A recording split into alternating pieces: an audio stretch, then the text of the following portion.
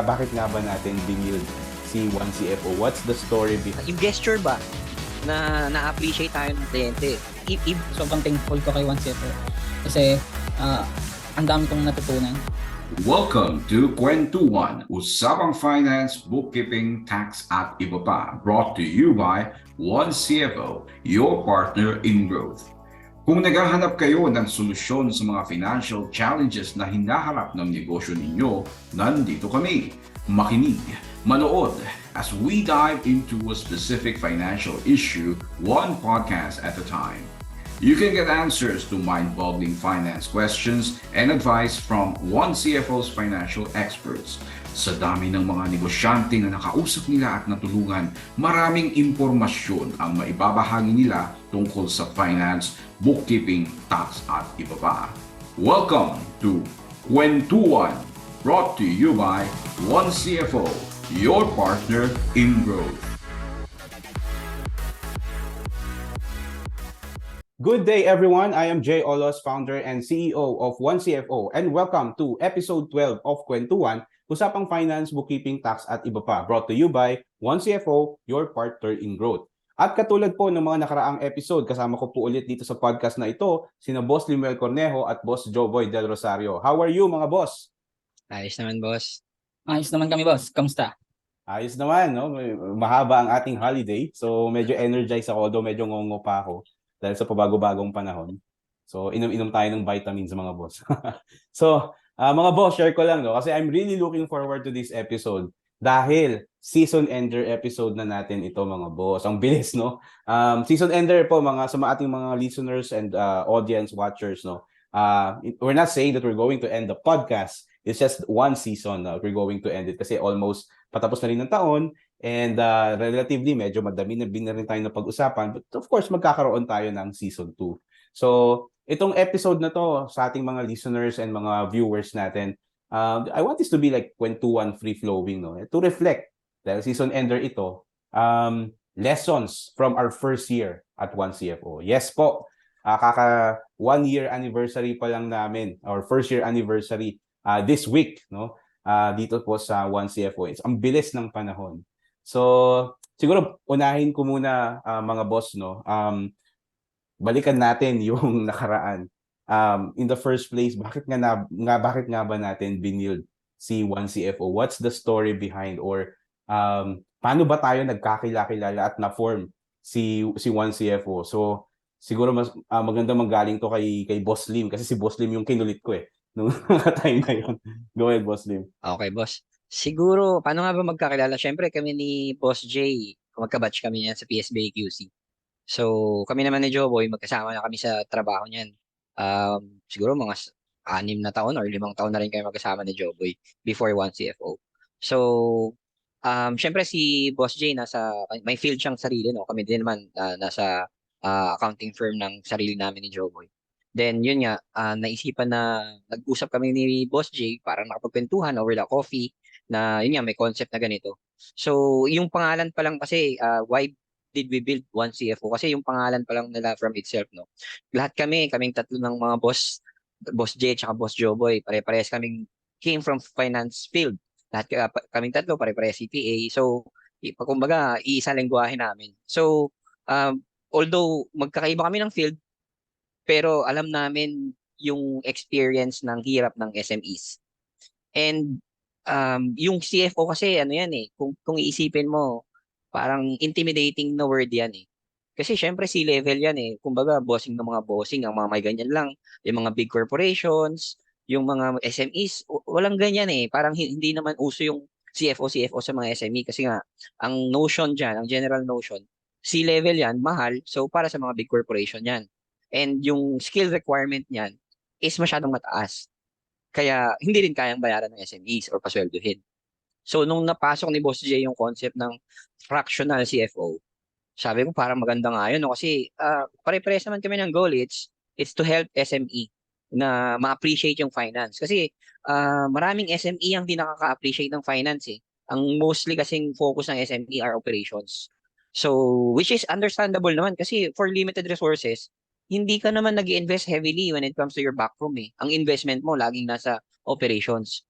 Kaya lang, nagiging critical part kasi yung finance sa success ng business eh. Kaya kami, as a finance person, gusto naming pakita yung importance ng finance sa business.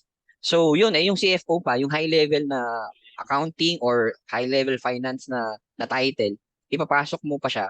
So nakaka-excite na mas mali-level up yung way mo of helping the SMEs. So yun, yung boss yung ma-share ko na paano ako nag-start, a little glimpse kung ano ba yung mga pinagdaanan natin before that. Oo. Dagdagan ko lang din, boss, no, from, syempre, kumbaga, tama si Boss Lim, eh, no? So, when this concept of one CFO, actually, this started, yung konsepto na to, or idea nito sa akin, parang 2015, 16 pa, ganyan. Ganun kaaga. But during that time, ano eh, OFW ako nun eh. So, hindi ako makagalaw, may employer ako. I cannot do that. Pero nakikita ko sa ibang bansa kasi na yung the way they do finance, accounting, tax, and even yung mga fractional CFO services, nandun eh. No? So, nagkaroon ako ng idea. Sabi ko, bakit hindi ko gawin sa Pilipinas to? And considering na hindi man sa pag-ano, no, na marami na akong experience as CFO ng maraming tech companies, so medyo techy tayo. So, and hindi tayo bookish. So, at ang mga SMEs and startups, ibang klaseng ang ano dito, ang galawan dito, ang kultura dito. So, minsan out of reach or hindi sila makarelate doon sa mga ibang finance professionals na parang out of reach nga, unapproachable, mga ganyan. So, dahil lumaki ako sa startup environment, startup world for almost a decade na, sabi ko, gawin ko nga to, no? Same level of high quality service using technology but on a different market.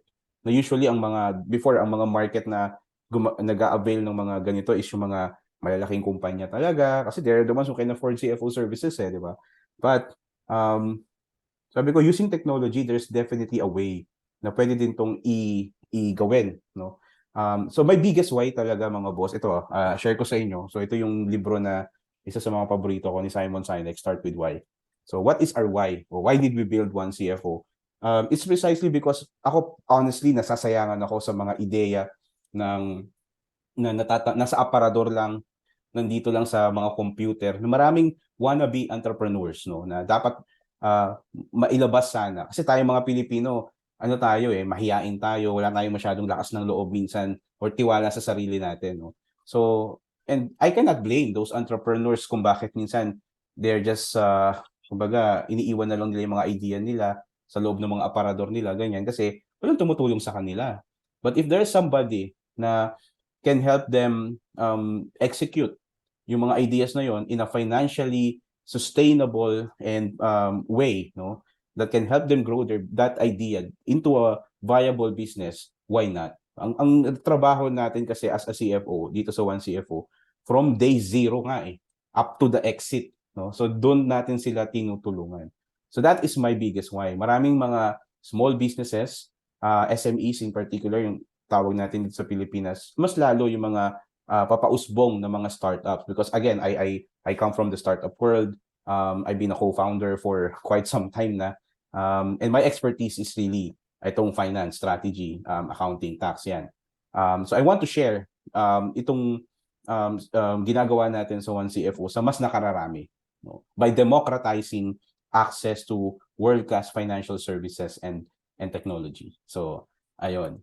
Kaya, yun po, around October yata yun, Boss Lim, I approach you, nasabi ko, kumbaga, i-convince ko si Boss Lim to join me on this idea. Buuin namin to, no? Combine namin yung, before may Olos Consulting group ako, and si Boss Lim and Boss Jobs, they have their own accounting firm. Why don't we combine and then build one CFO? So that's what we did. And here we are now. We're now on our first year. Okay. Ito, question ko naman kay Boss Joboy. And of course, Boss Lim din, no? So, in our 1 year na dito sa One CFO, pwede ba kayong mag-cite ng ano yung mga common na problema na nakikita natin when it comes to finance, accounting, tax, ng mga SMEs and startups dito sa Pilipinas? Of course, without naming names of or industries of this, or maybe industry pwede, of some of our clients and former clients, no? Sino gusto mauna? Ako na lang, boss. Yan. So, sa akin, boss, based doon sa mga previous months, tsaka based doon sa mga na-encounter ko na client natin ngayon. So, ang tingin ko, isa sa pinaka nagiging problem nung mga SMEs is yung una yung accountant and yung transition. So, parang di ko sure kung sa mga nahawakan lang natin or dun sa mga nakilala natin na clients. Pero bakit kaya ang bilis magpalit ng accountant? Yan. So, yun. So, ako feeling ko, opinion ko lang. So, kapag kasi nagkakaroon na ng problema, parang umaalis, nag-resign agad yung accountant. So, walang maayos na transition or turnover. So, parang yun yung nagiging root cause o yung nagiging problema. Walang proper documentation. Kaya nagkakaroon ng problema sa SMEs, sa finance ng SMEs, lalo na yung financial statements. Kasi 'di ba, alam naman natin na ang balance sheet is uh, based siya sa accumulated balance from the beginning yan. So kung wala tayong beginning balance, so kailangan natin mag-reconstruct ng balance sheet. So ayun, so parang nagiging isa siya sa mga nagiging problema ng startup para sa akin. Tapos yung mga accountant na hindi naman sinasabihan na lahat ng accountant, pero meron kasing mga accountant na hindi sila equipped para doon sa industry na hahawakan nila. So ako as accountant, kung hindi ko siya kaya, pwede akong mag-aral or mag-search habang hinahandle ko sila, pero parang ang nagiging unfair yun sa mga clients kasi parang ginagawa mo silang practice ground. So parang doon. So ang daming nagiging mali. So hindi ko naman pinapangalanan yung client, pero doon kasi napansin namin na parang accountant, marunong siya ng debit credit, pero yung kung paano i-entryhan ng maayos ng tama yung sa clients, yung sa industry ng clients. So alam naman natin yon na iba-iba yung treatment kapag iba-iba sila ng industry. So meron tayong service, meron tayong retail, marami pang ibang klase na wala dun sa dalawa na yun. Nandiyan yung construction or mga brokerage company yan. So iba-iba yung treatment pagdating doon sa accounting nila yan. So parang yun yung nakikita kong isa sa mga problem. So connect-connectan na yun eh. So kapag nagka-problema ka sa pag-entry, wala kang maayos na balance sheet or financial statements. Tapos mahirapan ka rin mag-comply sa taxes kasi hindi na maayos yung entry mo. So possible may mga taxes na na-omit doon sa entry. So nahihirapan kang i-remit. Yun sa akin, boss. Thank you, Boss Jobs. Boss Jobs, I really appreciate yung mga sinabi, lalo na dun sa yung mga accountant. I share the same view. Marami tayong mga na-experience na gano'n na hindi naman nila pala talaga kaya, no? Kawawa yung mga negosyante na iniiwan nila basta-basta na ang gulo tuloy. Although may trabaho tayo kasi ayusin natin yun. Pero di ba, nag-penalize na, ang dami ng nagastos, ang dami ng losses, nagkamali ng decision kasi mali yung financials. Sayang di ba?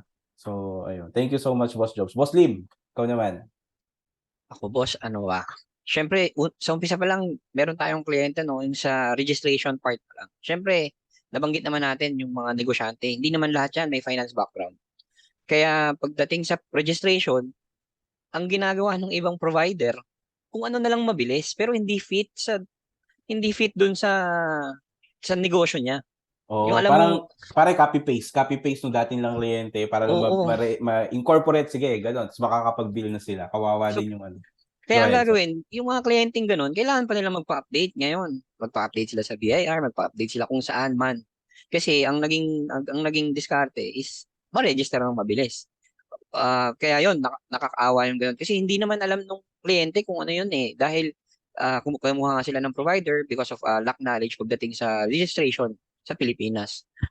Isa pa yung mga appreciation sa yung mismong ah, financial statements.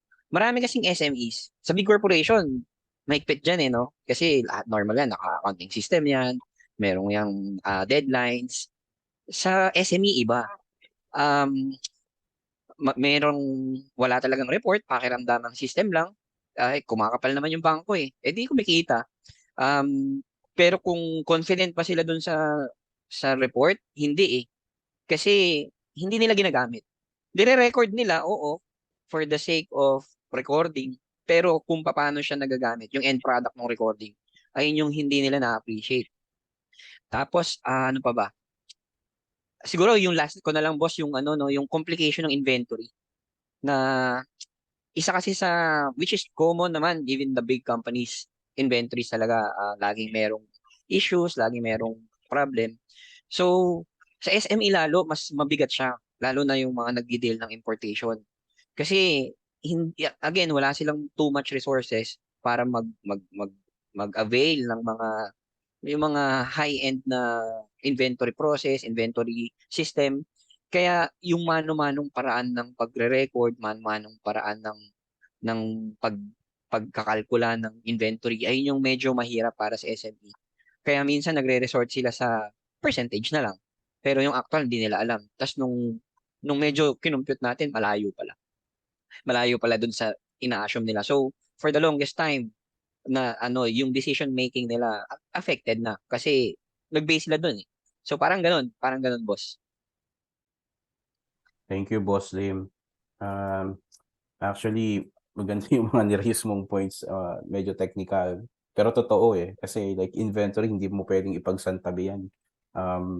Yan yung heart ng, not the heart, pero yan yung binibenta ng maraming negosyo dito sa Pilipinas because again, we are a consumer-driven economy. So there are a lot of businesses here that maintain and inventory and they earn money through those inventories when they sold or sell those inventories. No? Ayun. Ako naman, boss, share ko, ang napansin ko talaga na common problem, yung, kasi especially mga small businesses and startups, sa umpisa, magtitipid yung mga yan. No? Pupunta sila doon sa mga, iisipin nila kaya nila. No? Okay lang yon, walang problema kung you do your own books, for example, in the beginning, by yourself. But you need to be guided. So, may mga nakita tayo na first years, halos walang record, common yan, lalo sa mga startups. Kasi nga, year 0, year 1, ang focus nila is to really develop that product and get that product out to the market in the hopes of yun nga, the goal is to get into the tinatawag na product market fit. No? But syempre, napapag-iwanan yung back office. Isa dyan yung accounting, yung finance and tax. No? So, may mga na-experience tayo na again, dahil sa tingin nila kaya nung kakilala nila, kaibigan nila, or kung hindi man kakilala kaibigan, yung mga accountants na nami-meet lang nila sa Facebook, sa groups, sobrang mura, sige, kukunin ko na yan. Ngayon, pag after a year or two, ayan na, meron nang gustong mag-invest sa kanila. Doon na lumalabas yung mga sakit sa finance, accounting, and tax nila. So, too late na para ayusin kasi minsan di na nakaayos-ayos eh. And ang dami ng ma-incur na losses or additional costs para maayos. So, too late. No? So, yan yung isang common. And again, I don't blame them pero sana, yun nga, nandito naman na si One CFO. So, we can help them, we can guide them na moving forward. And that is the reason why, why we also built One CFO as I narrated nga kanina. From the day zero, somebody to guide them. At wag sana silang manghinayang kasi yung fees na babayaran naman nila on our services, that's in a form of investment. It's not really an expense na palabas lang kasi hindi lang naman tayo nagre-record or nagre-report ng mga financials nila. We're helping them also in executing kung ano yung mga ideas and vision nila. So yon. Another issue na nakita ko, boss, is mataas na turnover ng mga staff lalo sa finance and accounting. Kasi ang trend kasi ngayon, para po sa ating mga listeners, oo, may nagkakaroon po ng brain drain talaga. Dati, isa ako sa mga yon nung nag-abroad ako at ang nakinabang sa galing at talino natin is yung ibang bansa. No?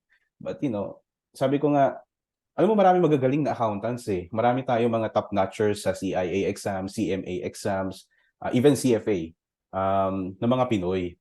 Kaya lang, nasaan sila? No? After makakuha ng experience dito, nag-iibang bansa. Kung hindi man nag-iibang bansa, dito lang, daming outsourcing companies dito that are serving other markets na pag-iiwanan ngayon. Yung mga local na negosyante, mga local businesses. These are prime talents. No? Cream of the crop tong mga to. So doon ako nanghihinayang. Mataas, mabilis ang turnover ng mga finance staff because of the ongoing talent war talaga. No? Marami talagang ganun.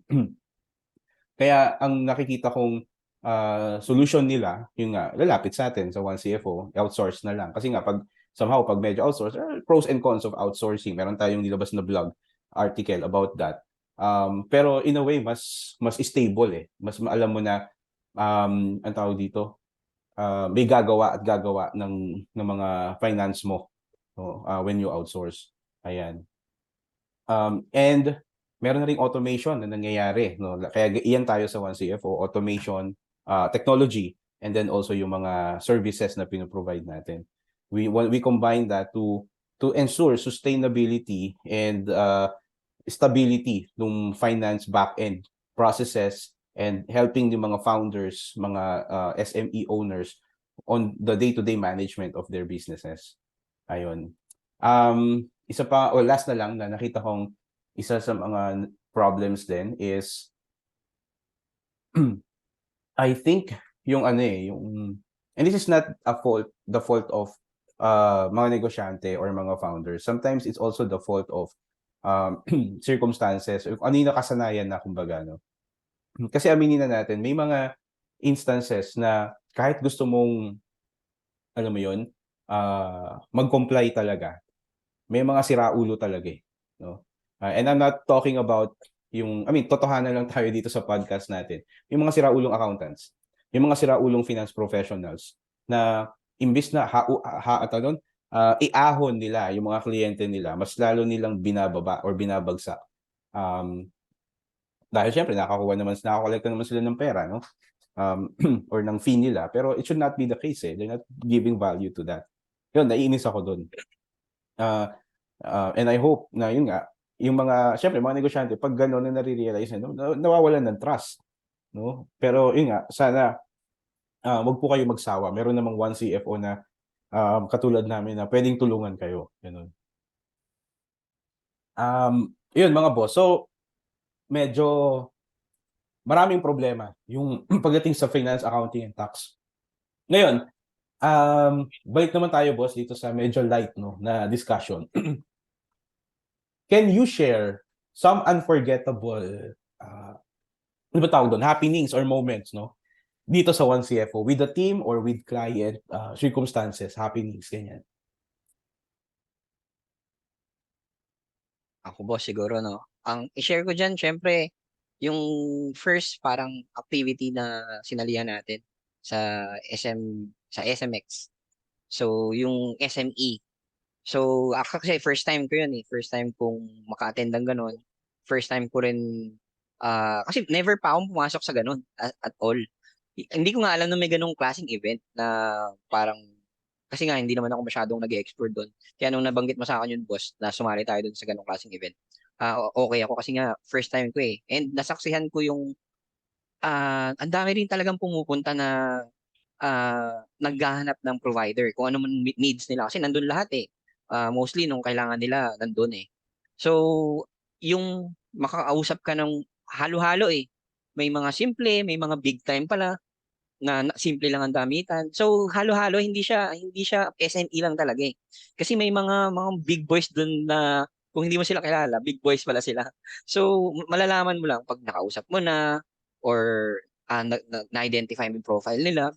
So, may pumupunta talaga and meron talagang, kumbaga, useful talaga yung event na yun. And first time kasi natin doon, di ba? Siyempre, work from home tayo, no? For the past months. Never pa natin nakikita yung mga teammates natin. Siguro tayo, nagkikita tayo, boss, kasi nagmi-meeting tayo nila, Boss Joboy. Pero yung mga teammates natin, hindi pa yan natin nakakasama eh. Oo, first time natin na meet in person yung marami dun eh, di ba? Oo, so yung time na yon, syempre, magkakausap tayo online, pero iba yung in person eh, para mangangapa ka pa eh, paano yung gawin niya, paano ba siya i-approach. So yun, ayun yung medyo exciting eh. Tapos nagkakapaan pa kung paano tayo sa booth, sinong mag-a-approach, paano yung sistema. Tapos hanggang sa makikita mo na lang, automatic na ito, kusa nang gumagalaw yung mga kasama natin. Tapos, yun, tulungan. Nakakapagod yung 2-day event na yun, pero meaningful kasi nga, first time ko and marami akong na-realize na okay pala yung ganong klaseng mga events. So, pagpasensyahan nyo na Boss Lim yung mga time na yon na pinush ko talaga yung event na yon, no? Kasi sabi ko, this is only parang once a year that you'll get all these SMEs in one sitting or in one location At yung mga decision makers, potentially paikot-ikot lang din, nandun lang din sila. Ayun. Anything else, Boss Lim, that you want to add before I jump kay Boss Joboy? Siguro last na lang, boss, pagdating naman sa kliyente. Sa atin naman, boss, yung simple appreciation na yung gesture ba na na-appreciate tayo ng kliyente. Iba yung pakiramdam nun sa atin eh. Like for example, yung parang sinasama ka niya na sa plano mo, na matagal kayong magkakatrabaho.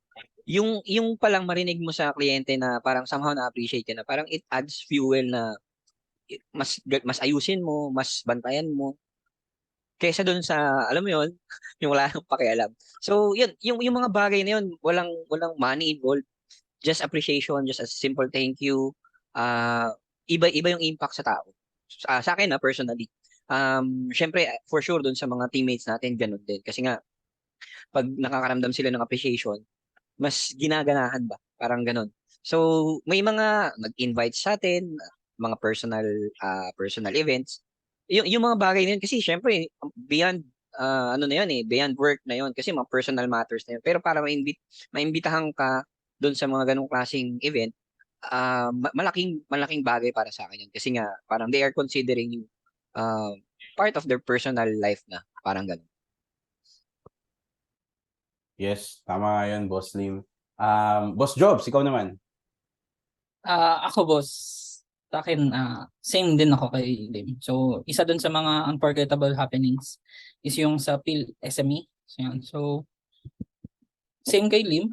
First time ko lang din naka-attend sa mga ganong bagay. So, nagulat ako dahil meron palang ganong event na nagsasama-sama lahat ng mga SMEs. So, masaya siya kasi pag umikot ka doon sa event, marami kang makikita ang mga event, iba't ibang klaseng businesses. So, lalo na yung mga uso ngayon ng mga tech startup. So, ang saya lang makita yung mga ganong idea. Tapos, ang pinaka unforgettable talaga sa akin doon is yung mga taong pumupunta sa booth. Yan. So, ewan ko, parang masaya ako noon kasi ang daming nagtatanong about sa business nila, kung paano, ito yung problema nila, paano sila matutulungan, ano yung kailangan nila. So, ako, parang yun yung parang isa sa mga unforgettable. Yung parang sumasaya ka habang nakikipagkwentuhan sa mga tao. Yun. So, parang ang although nakakapagod kasi syempre nakatayo lang tayo tapos na maraming dumadaan pero iba pa din eh pag naririnig mo yung story ng business nila. So yun yung parang unforgettable sa akin, boss. Okay. Ako naman, share ko naman yun sa akin. Definitely, one of the most unforgettable moments sa akin dito sa One CFO. Of course, yung building a team of my own. No? Di ba? Tayo. Kasi, alam niyo naman, I've been into so many companies na. Pero, as a co-founder, as a senior management level, but hindi ako yun ng parang nagsimula noon eh. Yung hindi ko idea only yun eh, no. So it's an idea of a group of people. Ito, unforgettable moment, definitely Boss Jobs and Boss Lim nung napa-oo ko kayo to join me here in One CFO. So that itself is I'm really thankful and I want to express my sincere gratitude sa inyong dalawa for helping me build itong si One CFO. So that's one. Another unforgettable moment is, yun nga, tama si Boss Lim yung mga simple gestures or remarks of appreciation from the client, no? Hindi lang yung client, pati yung mga tatay pa nila eh. No? So, we're talking about generational wealth, lalo na yung mga malalaking family businesses, no? Alam naman natin kung sino-sino yung mga yan. Get invited, and they're asking our thoughts, our insights before they even make an investment, before they make or any commitment, ganyan. So it validates na may value adding pala silang nakikita sa atin or nararamdaman sa atin. Much more nung nire-refer na nila tayo, 'di ba? Zero marketing, online marketing budget tayo, pero ang nagmo-market na sa atin, I think that's a very unforgettable, no, na ang nagmo-market na sa atin mismo is yung mga kliyente natin. At itong mga kliyente na to is hindi basta-basta, no. So I'm happy, unforgettable 'yon. Another unforgettable for me, specifically with the client, yung parang na-mention na sa dinami-dami nung may isang nag-share na parang sa dinami-dami nung nagdaan sa kanila ng mga finance guys nila, finance heads nila, And over the years, first time nilang nakakita or nung mga ginagawa nating outputs, no? So it's a clear validation na kakaiba talaga at nakakita nila yung value nun. At nagugulat sila paano natin nagawa yun, no? Again, of course, we are forward-looking, and tech-enabled na company. So kaya ganun. Within the team naman, unforgettable, of course, yung sa PhilSME, no? I was so happy after that event nung sa Samgyup na tayo. Parang sabi ko, wow, I like the culture na nabibuild natin sa One CFO. Andun yung respeto, andun yung walang nagmamagaling, lahat tayo equal footing, and everybody is committed, and at dahil doon nakaka-attract tayo ng ibang talents, no? So marami tayong mga na-attract na mga top-notch talents din.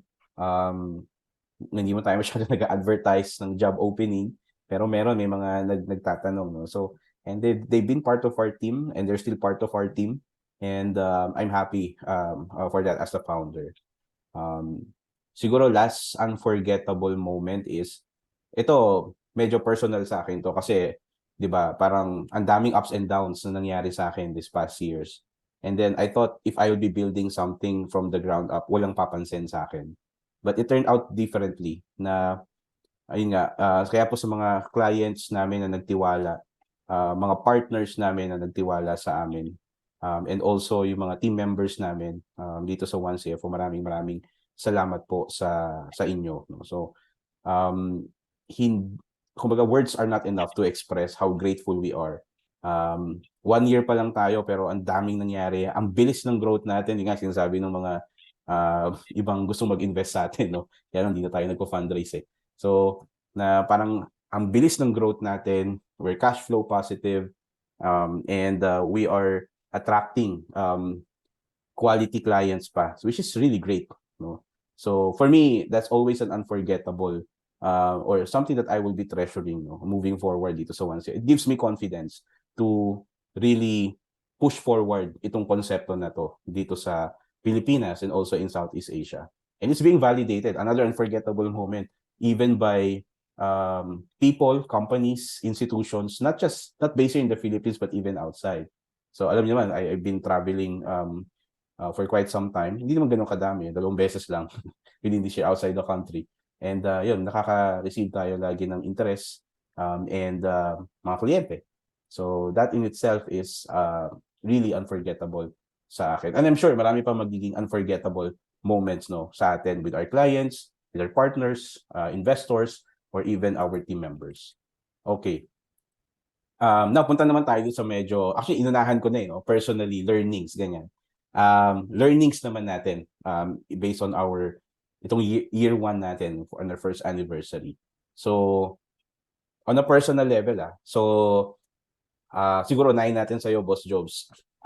Can you share any learnings personally so far in our year 1 at One CFO? Yan. So sa learnings, boss, ayun. So sobrang thankful ko kay One CFO kasi ang dami kong natutunan. So andyan yung accounting system, yung paano mag-manage ng iba't ibang business, lalo na yung mga bagong industry. So doon kasi ako natutuwa sa accounting. So normally kasi dati ang thinking ko parang kapag pumasok ka sa malaking company, masyadong routinary yung work doon. So for example, napunta ka sa AP. So parang araw-araw puro AP yung hawak mo. So yun yung ayaw ko, kaya hindi ako pumapasok sa mga big companies kasi ayokong ma-stuck sa ganung trabaho. Yan. So dito kay One CFO, kahit doon before sa company, marami na kasi ako nahahawakan na iba't ibang industry. Pero yun nga, pagdating dito kay One CFO, nadagdagan siya. So mas parang lumalawak yung learnings ko kasi yung knowledge ko kasi nasubukan ko ulit mag-handle ng ibang industry. Andyan yung parang lending, may brokerage, yan. So parang nakakatuwa kasi masaya mag-analyze eh. Yun yung isa sa mga bagay na parang hindi ka maboboard. So masaya talaga mag-analyze kung paano mo iisipin kung paano yung dapat maging entrada mo kapag ganito yung transaction, kung ganito yung process nila sa sales, kung ganito yung business nila yan. So yun yung pinaka ano sa akin boss, yung learnings doon, tsaka yung pag-handle ng iba't ibang accounting system. Yan. So yun sa akin boss. Thank you, Boss Joboy. How about si Boss Lim naman?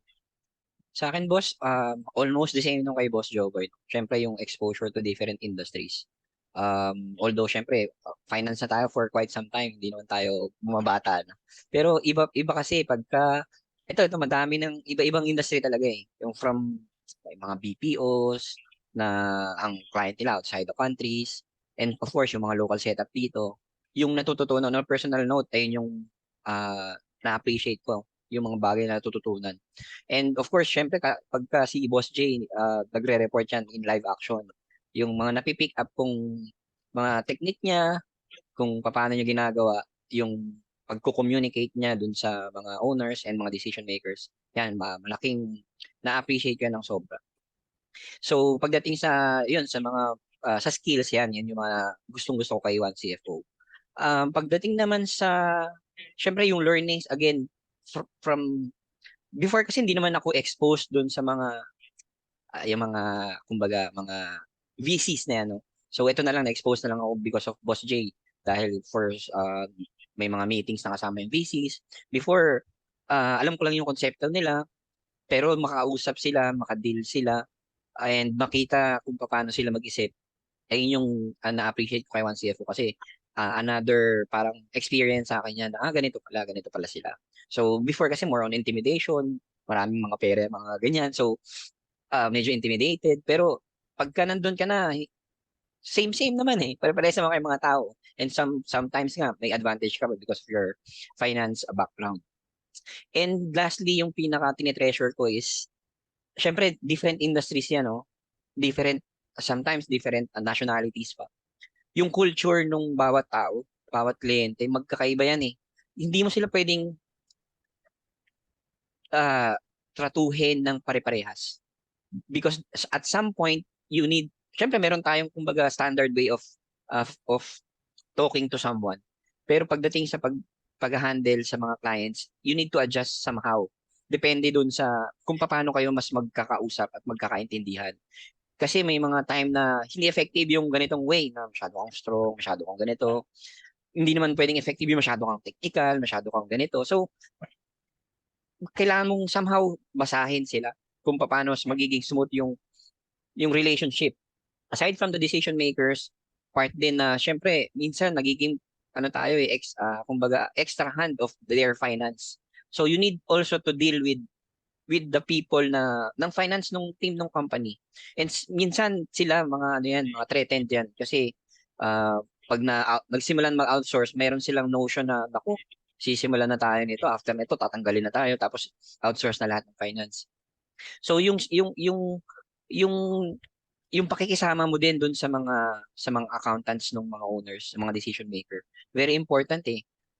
Kasi at the end of the day, isa-isa lang naman yung goal nyo eh, mapakita yung financial history or financial na hitsura ng kumpanya. And kung hindi kayo mag-work together, magkakaroon ng kumbaga barrier, magiging ano yun eh, magiging hindrance para mas maging smooth. So ayun yung mga intangibles na syempre ako ano ko eh, kumbaga mas more on ano ko eh, introvert kasi ako eh. So somehow na-exercise ng konti na paano ako makipag-communicate with other people. So ayun yung na-appreciate ko at saka mga learnings na until now continuous pa rin nadadagdagan. Thank you, Boss Lim. Kasi parang isa yan simulan ko yung learning ko. Yon, introvert din ako. Isa sa biggest learning ko ngayon is that kaya ko pala magbenta. So yun, or kaya ko pala, meron pala akong gift for that, no. Sabi nga ng isang VC, may charms ka kasi Jay, parang gano'n, no. And kumbaga isa pa sa learning na yun nga, na-realize ko is that definitely nung empleyado tayo, alam mo yun, paghintay lang tayo ng kinsenas, katapusan, susweldo ka na, no? Mamaya may happy na somewhere, inuman or dinner or ganyan. tapos na yung trabaho mo pag patak ng alas 5 or alas 6, no? Pero as an entrepreneur, you're working 24/7, no? So, naririnig ko na to every now and then, pero sobrang totoo pala talaga siya, no? Kaya mapapansin niyo mga boss, pagpasensyahan niyo na ako pag minsan bigla ako magpa-pop up ng sa Slack natin na may idea or may sasabihin ako ganito ganyan. Kasi yung minsan spur of the moment lang na, okay, ganito pala yata yun or magandang idea siguro yung ganito. Hindi lang sa inyo, pati sa ibang team members, ganun din ako. Kasi, yun nga, as an entrepreneur, your mind is working 24/7. Of course, may pahinga. Kailangan may pahinga. And biggest learning ko rin yun. Siyempre, hindi na tayo bumabata, no? So, kailangan na rin nating, kung before, kaya kong matulog hindi matulog ng ilang araw, lalo pag mag-April 15 deadline. Ngayon, hindi na kaya eh. So, biggest learning ko rin is ngayon is yung training, yung mga magiging tawag dito, next chiefs natin dito sa One CFO in the years to come, no? So the art of delegation, the art of tawag dito, training people na equipping them of the mindset, the skills, the tools that they need for them to succeed. Ayun. Another learning that I can share is pagdating naman dito sa mga kliyente natin na ang mga businesses or negosyante, maliit man o malaki, may commonality sila pagdating sa mga issues or problems nila when it comes to their finances. No? So, hindi natin pwedeng matahin kung maliit lang tong kumpanyang to compare dito sa malaking kumpanyang to. Kasi minsan the only difference lang yan is nauna lang tong malaking company, more than 50 years old na to compared dito na wala pang 5 years, wala pang 10 years eh. Pero posibleng itong maliit na kumpanya na to is maging sobrang laki din in the future. Of course, kailangan ng guidance natin. So, isa yun sa talagang masasabi kong nakita kong learning now that we are interacting with the owners, shareholders, and board of this big, large, medium, and even small businesses. Last but definitely not the least na learning ko is that pagdating sa culture, hindi mo pwedeng i-insist kung ano yung culture na gusto mo on the company. Kasi a company or kahit anong organization, this is a collection or parang collective of different personalities. And magta-thrive all of a sudden kung ano yung culture eh. Of course, you can only guide them. You can set na ito yung policy natin, but the policy, even HR does not define or there should not be kumbaga aatasan na ganito ang kultura natin. No. It will be a tone from the top always kung paano tayo mag-manage ng mga tao natin, ng kumpanya. But alam niyo naman yung values natin, no? Nung sinulat ko yung values natin, it's not for the purpose of, magkaroon lang tayo ng values. I definitely wrote that for us to have the pillars, no, or guiding lights natin on how we behave, how we do things here in One CFO. So biggest learning sa akin yun na before kasi, syempre nung empleyado pa lang ako, parang okay, yung values namin, ito yung ano namin. Pero importante pala talaga yun in making things done and also guiding you in every decision that you'll be making. Ano ba yung North Star mo? Why do you exist? What are you going to say yes or no on this offer or on this deal? Sometimes it's hard to make a decision. So the way I do decision is always like, of course I pray. Mukha lang ako hindi ako religyoso, but yeah, my connection to God is super personal. And I focus on ano ba yung sinasabi namin sa values namin sa One CFO. And that's how we decide on things. Ayun. Sorry, dami ko sinabi mga boss. No? Maraming learnings eh. But of course, hindi natin pwedeng kalimutan mga boss, no? Hindi lang tayong tatlo ang nandito sa One CFO. Marami tayo. So, ito, I really want to put a few minutes, no, of this podcast to specifically thank our team members, no. So, of course, thank you sa ating tatlo, Boss Lim, Boss Joboy. Andyan din si Marge, no. Marge, thank you so much. Just so you know, si Marge talaga yung gumawa nitong logo natin. Binigyan ko lang siya ng ano yung konsepto, siya na yung gumawa ng lahat. And thank you so much, Marge, for hindi natin siya, nag-apply lang yan bigla sa atin. Hindi naman ako nag-hire kasi nga alam ko hindi ko siya afford nung time na yun eh. Pero lumapit siya and the rest is history. And of course si Marik, no? Si Marik, thank you so much Marik for helping on everything marketing related. Sometimes tumutulong din si Marik on business development, no? Thank you so much Marik. Of course yung utol ko si JP, no? Our CTO, no? The brain, talagang soul na nagko-code ng ating One CFO app na sobrang sobra na talaga yon insan. Ayun. Paano ko ba sabihin? Abangan nyo na lang. I-release na po namin ang aming groundbreaking One CFO app, particularly for our clients. No? So if you want to experience that, mag-log in lang po kayo doon sa onecfoph.co and put your email address there. No? So you can have the first, what do you call this, notification, no, pag na-release na natin yon. Marirelease na we're just doing the final finishing touches. It's like 97% done na yon. Aside kay JP, of course, nandyan yung ating mga, service delivery team, si Trish, si Cheche, si Kat, no, before, and of course, si Jazz, no. So, thank you so much, lalo na kay Jazz, no. So, estudyante pa lang si Jazz pero super laki nung na-contribute niya sa atin, particularly on business development and researches. May nakalimutan pa ba ako mga boss? Parang yun lang tayo. Boss. Oo, yun lang boss. Hindi, huwag natin kakalimutan si Carl. Hi Carl. So yun, si Carl po ang aming video editor. So maraming salamat sa iyo Carl. Ay, of course sila Francia, no, on the content, and si Rose, yung QA natin, no. So yan. So maraming salamat. We really appreciate. At sana wag kayong magsawa sa amin dito sa One CFO. So yon. Okay. So ano nga bang next sa atin, no, mga boss? What's next for One CFO in 2024? Kayo mga boss, I mean, di pa tayo nagpo-annual planning, no? Pero ano yung nakikita ninyo na ano yung na-visualize ninyo na mangyayari in 2024 with One CFO based doon sa mga experiences natin ngayon and current developments? Boss Lim. Of course, sa akin boss, continuous lang naman, no, kung ano yung ginagawa natin ngayon. Mas dadami lang yung clients, mas madami matutulungan. Pero yung siguro game changer or yung iba bagong flavor ba, yung nabanggit mo kanina, yung One CFO app.